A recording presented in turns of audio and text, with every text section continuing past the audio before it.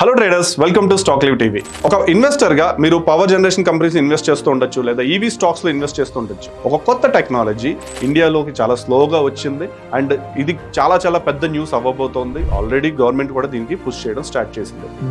BESS battery energy storage system. ఇది ఒక కొత్త టెక్నాలజీ. దీన్ని సింపుల్ గా ఆలోచించాలంటే మనం ఒక ఫోన్ కి ఒక పవర్ బ్యాంక్ ఎలా వాడతామో, ఒక పవర్ గ్రిడ్ కి ఒక లార్జ్ పవర్ బ్యాంక్ వాడినట్టు మనం అర్థం చేసుకోవచ్చు. అసలు ఎందుకు వచ్చింది ఈ టెక్నాలజీ అంటే, పవర్ ట్రాన్స్మిషన్ లో లాసెస్ వల్ల, లేకపోతే ఇన్కన్సిస్టెన్సీ వల్ల. ఇప్పుడు సోలార్ ఉందంటే వింటర్ లో, రైనీ సీజన్ లో అంత జనరేషన్ అవ్వకపోవచ్చు, బట్ ఒక సన్నీ డే మాత్రం చాలా పవర్ జనరేట్ అవుతుంది, అంతా కూడా కన్జ్యూమ్ అవ్వకపోవచ్చు. ఆ కన్సంప్షన్ అవ్వంది ఈ బ్యాటరీస్ లో మనం సేవ్ చేస్తుంటాం. అలాగే విండ్ ఎనర్జీ కూడా దీంట్లో సేవ్ చేయొచ్చు. అందరికీ కూడా ఈ BIS అనేది చాలా మ్యాండేటరీ అయిపోయింది. ఆల్మోస్ట్ 3,600 కోట్లు పైగా వీళ్ళు వైబిలిటీ గ్యాప్ ఫండింగ్ చేస్తున్నారు. ఎవరైతే BESS లో ఎంటర్ అవుతున్నారో వాళ్ళకి. టాటాస్ కానీ, లేదంటే ఎక్సైడ్ కానీ, అమర్ రాజా కానీ, వీళ్ళు ఆల్రెడీ గిగా ఫ్యాక్టరీస్ కడుతూనే BESS కూడా వీళ్ళు డెవలప్ చేస్తున్నారు. ఎవరైతే BESS కి రిలేటెడ్ గా ఆ ఎకో సిస్టమ్ లో ఉన్నారో అందులో మీ ఇన్వెస్ట్మెంట్స్ ఉన్నాయో లేదో చూసుకోండి, ఎందుకంటే ఇది చాలా early stage investment. So major list of companies ఈ BESS ని అడాప్ట్ చేసుకుంటున్నాం ఏంటో ఒకసారి చూద్దాము.